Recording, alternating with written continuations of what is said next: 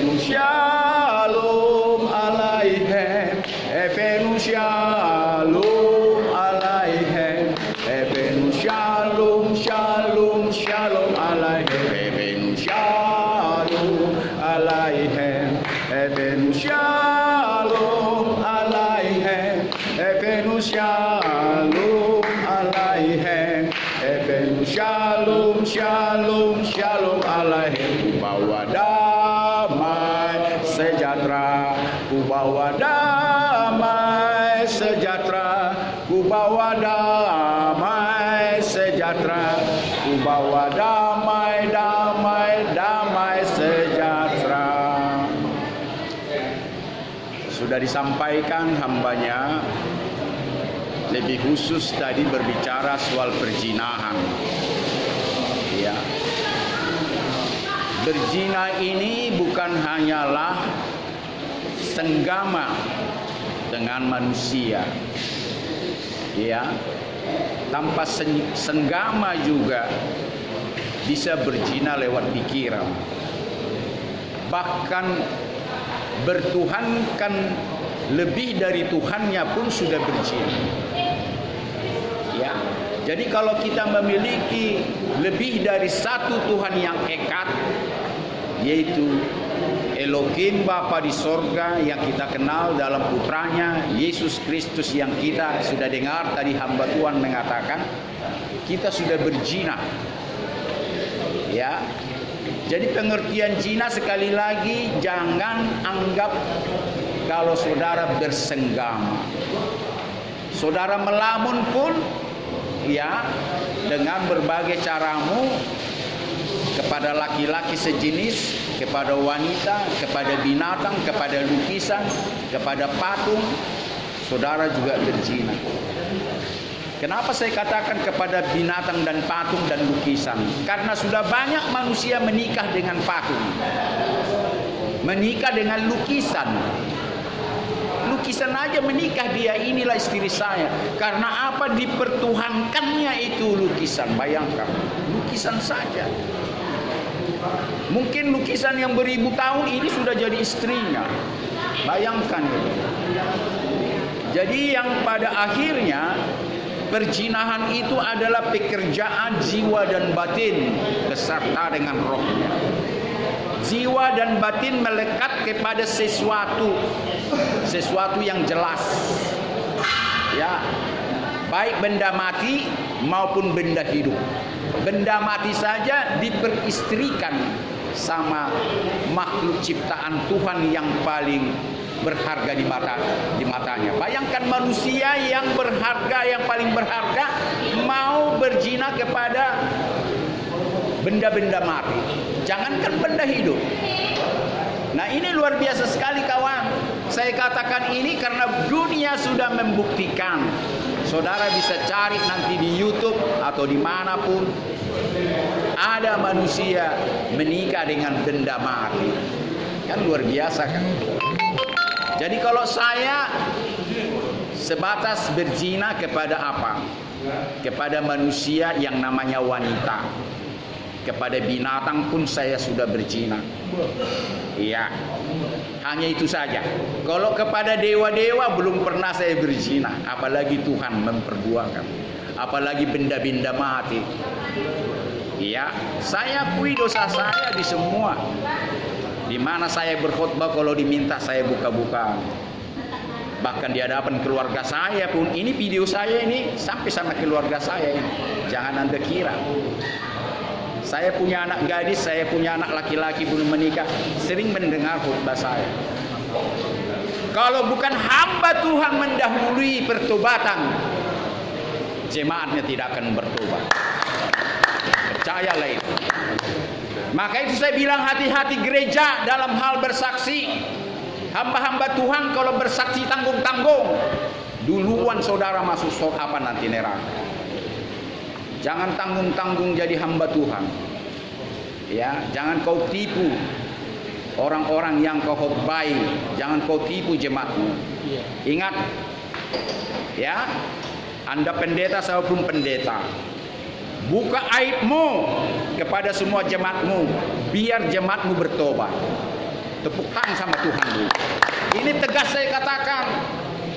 Makanya banyak juga akhirnya pendeta yang tadi tidak buka-bukaan akhirnya dibuka. Tuhanlah dia. Ketangkap dia berzina akhirnya. Barulah dia mengaku. Padahal banyak zina-zina, perbuatan yang memalukan di mata Tuhan tersimpan. Makanya itu hamba Tuhan tadi mengatakan apa? Kalau bukan melalui pertobatan, kalau bukan melalui menerima dia sebagai Tuhan dan Juru Selamatmu, saudara tidak terampuni. Karena dialah difirmankan Tuhan menjadi manusia untuk penebusan dosa. Tidak otomatis. Tidak otomatis dosa manusia. Ya, hanya percaya dan tinggal di dalam dia. Saudara bertobat, saudara dibaptis, saudara perjamuan kudus, makan dagingnya, minum darahnya, saudara satu tubuh dengan Yesus. Itu proses itu harus. Jadi tidak hanya percaya dia adalah Tuhan dan Juru Selamatmu, tidak cukup. Setan iblis pun tahu siapa yang disebut Yesus, Putra Tunggal Pencipta langit dan bumi. Dia tahu. Ini pun dia tahu. Ini Bible ini tahu iblis tentang keselamatan, dia tahu. Cuma dia tidak mau menerima keselamatan itu. Ini dengan tegas saya katakan. Jadi memang persoalan berzina ini seringkali muncul. Namun kalau saudara buka Ulangan 20, ya, masalah ke-10 firman Tuhan itu, ya, Ten Command, bukan yang pertama itu Tuhan mengatakan, itu yang ke-7. Ya. Jadi saya kira itu tidak terlalu berarti sama Tuhan. Walaupun memang itu suatu dosa. Apa yang paling berarti sama Tuhan? Harus yang pertama.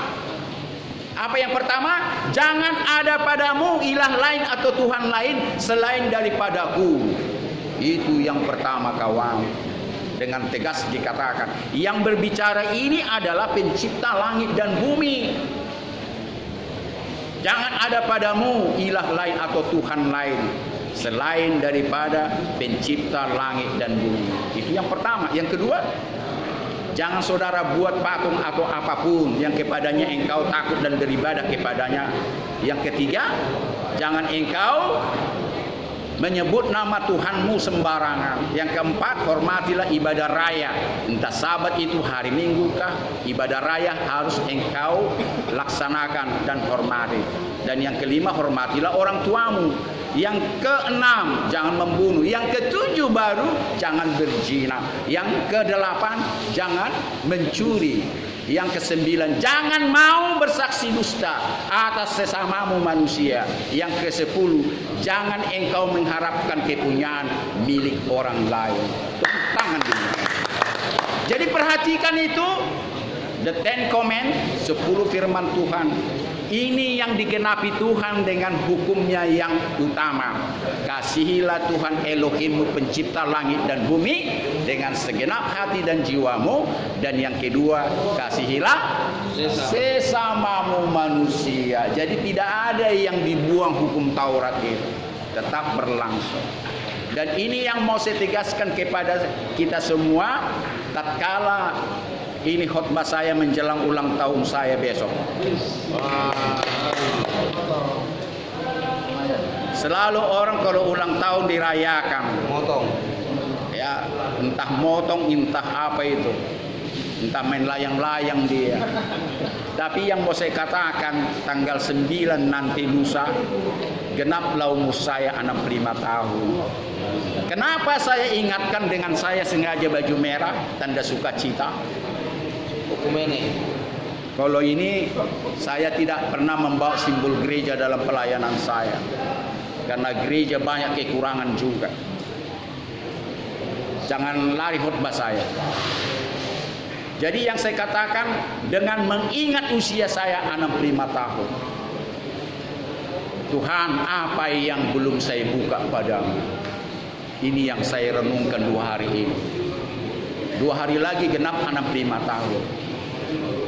Sekali lagi menjadi pertanyaan bagi saya di hadapan jemaat saya di sini. Tuhan, apa yang belum saya buka padamu, katakanlah, agar aku bisa mengatakan itu padamu dan kepada sesama manusia. Kenapa saya katakan kepada Tuhan dan sesama manusia? Ingat kawan, saudara minta pengampunan dosa bukan hanya kepada Tuhan, tetap kepada manusia juga. Sama itu. Apa yang engkau perbuat kepada manusia, engkau perbuat juga kepada Tuhan penciptamu. Engkau lakukan yang baik, engkau simpan dosa-dosamu kepada manusia, engkau simpan juga dosamu kepada Tuhan. Mustahil Tuhan mengampunimu, sedangkan engkau tidak mau membuka aibmu. Bolak-balik saya bilang itu Wahyu 14 ayat 13. Berbahagialah orang yang mati di dalam Tuhan, agar mereka boleh beristirahat dalam lelahnya. Ini ayat terakhir. Segala perbuatannya menyertai mereka. Inilah yang kau bawa kawan, dan yang kubawa nanti setelah kita mati. Ya, sudah engkau bukakah di mata Tuhan dan di mata semua manusia? Sanggupkah engkau membuka aibmu di mata istrimu dan anak-anakmu dan keluargamu, dan di mata jemaatmu? Buka sekarang. Percayalah, banyak hamba-hamba Tuhan sampai mati nggak dibuka aibnya. Kita doakan. Ini khotbah saya juga disampaikan kepada banyak hamba-hamba Tuhan. Percayalah, jangan sampai Tuhan mempermalukanmu. Sudah berapa puluh tahun engkau melayani, engkau jatuh ke dalam dosa, jemaatmu tahu bahwa engkau rupanya belum menyelesaikan dosa-dosamu. Terlalu panjang khotbah saya ini. Dari pengkhotbah terkenal di Amerika, di Eropa sampai Indonesia, tidak lepas daripada jatuh dalam dosa. Ternyata banyak dosa yang masih disimpan. Ini.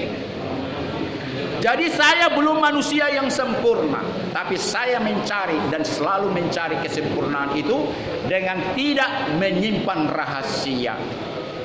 Dan sering saya waktu menghadapi kematian, acara kematian, katakanlah waktu saya mungkin berkhotbah atau menyampaikan kata-kata penghiburan, langsung dengan tegas saya katakan, kalau suaminya meninggal, aku katakan sama istrinya, hai istri yang meninggal, saya yakin engkau tidak mengenal suamimu ini secara sempurna. Dan kepada anak-anaknya, aku yakin kalian semua anak-anak yang meninggal ini tidak mengenal bapakmu ini secara sempurna. Hanya ada satu di Bible ini mengatakan itu. Dan ini hampir tidak pernah saya dengar orang berbicara tentang mengenal secara sempurna. Ini saya buka rahasianya ini. Ini memang bukan Yesus mengatakan ini, Rasul Paulus. Buka pertama 13. Pertama Korintus 13 ayat 12. Hanya ada di situ. Tidak ada di catatan lain di Bible ini. Apa dikatakan di situ? Sekarang ini kita hanya melihat bayang-bayang dalam suatu cermin. Bayangkan bayang-bayang. Di cermin itu aja masih bayang-bayang.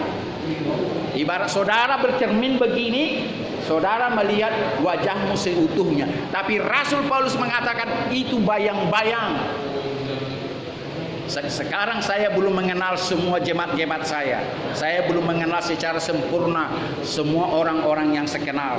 Seperti saya juga tidak dikenal orang. Tetapi nanti kita melihat muka dengan muka. Tetapi nanti kita melihat muka dengan muka.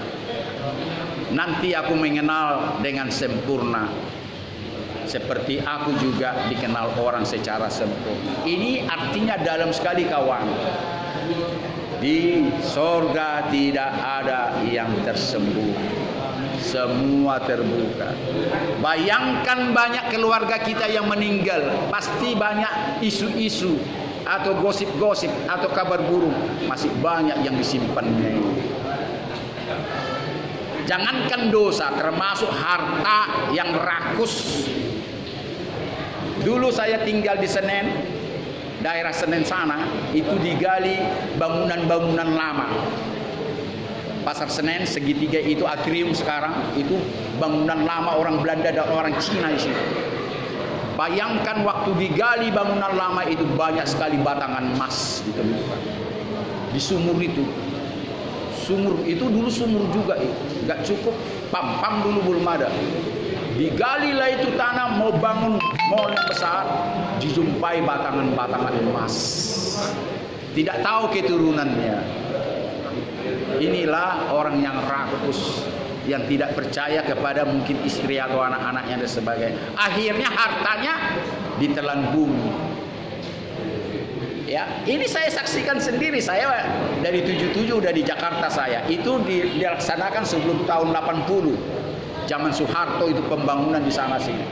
Banyak batangan emas ditemukan, bukan di satu rumah itu, banyak itu rata-rata. Dan orang Cina juga mengakui batangan emas itu dikubur. Lebih aman. Kenapa sampai saya ceritakan ini? Inilah salah satu rahasia yang disimpan sampai dia mati. Nanti di sorga jumpalah dia sama istri dan anak-anaknya. Kalian ambil nggak batangan emas yang ku bikin di sumur dulu, katanya. Ini bukan dongeng, bukan dongeng, tapi bisa kita bayangkan. Papa simpan dulu emas berapa batang di sini, nggak tahu papi, katanya. Jadilah pemulung yang membor tanah itu kan dan sebagainya. Termasuk harta karun yang ditenggelamkan Tuhan di lautan. Ada banyak hukuman ditenggelamkan Tuhan di lautan, harta-harta orang kaya yang cokak, yang sombong dan sebagainya. Dan semuanya bukan karena dosa, tapi pasti adalah karya Tuhan menenggelamkan itu sehingga kesombongannya itu bisa diakui. Tidak panjang waktu saya untuk mengingat ulang tahun saya 2 hari kemudian. Saya mau dengungkan Mazmur 103. Dan bukan hanya berarti bagi saya, berarti juga kepadamu kawan dan kepada orang yang melihat dan mendengar video saya ini. Apa dikatakan di situ sebagai penutup? Pujilah Tuhan hai jiwaku, pujilah namanya yang kudus hai segenap batinku. Pujilah Tuhan hai jiwaku dan jangan pernah melupakan kebaikannya.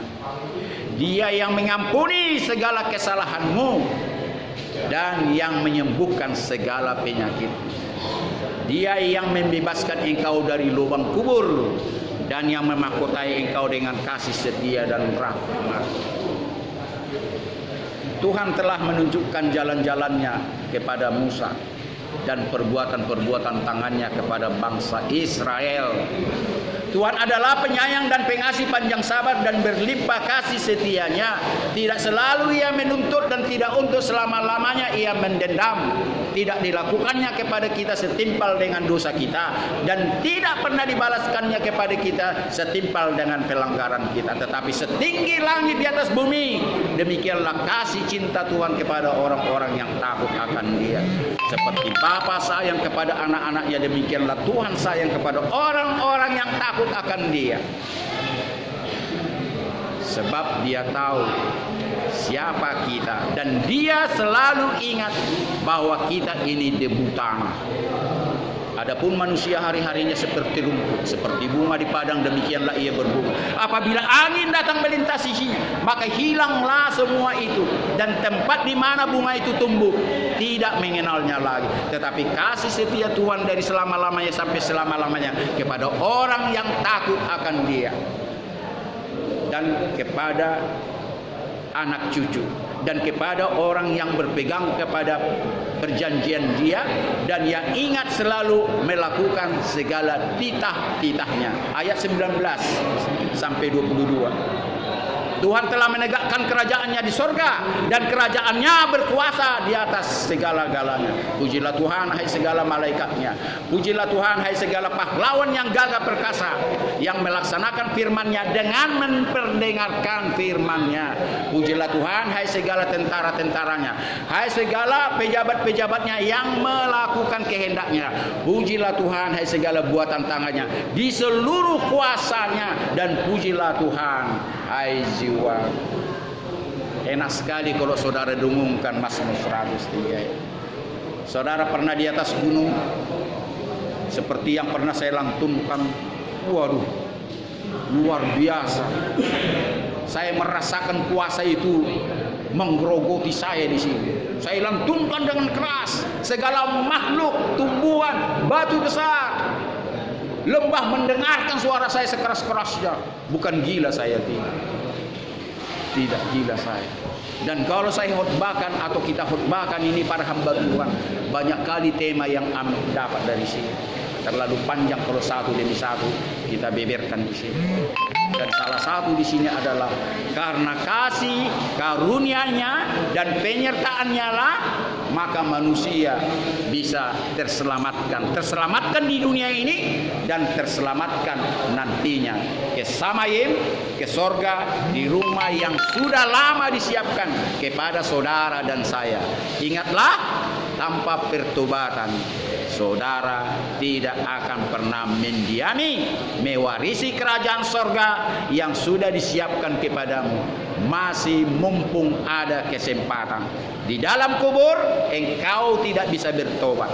Di dalam kubur tidak ada doa yang tersampaikan kepada orang mati, tetapi doa tersampaikan kepada orang hidup, dan orang mati tidak akan pernah berdoa kepada pencipta langit dan bumi. Amin, haleluya.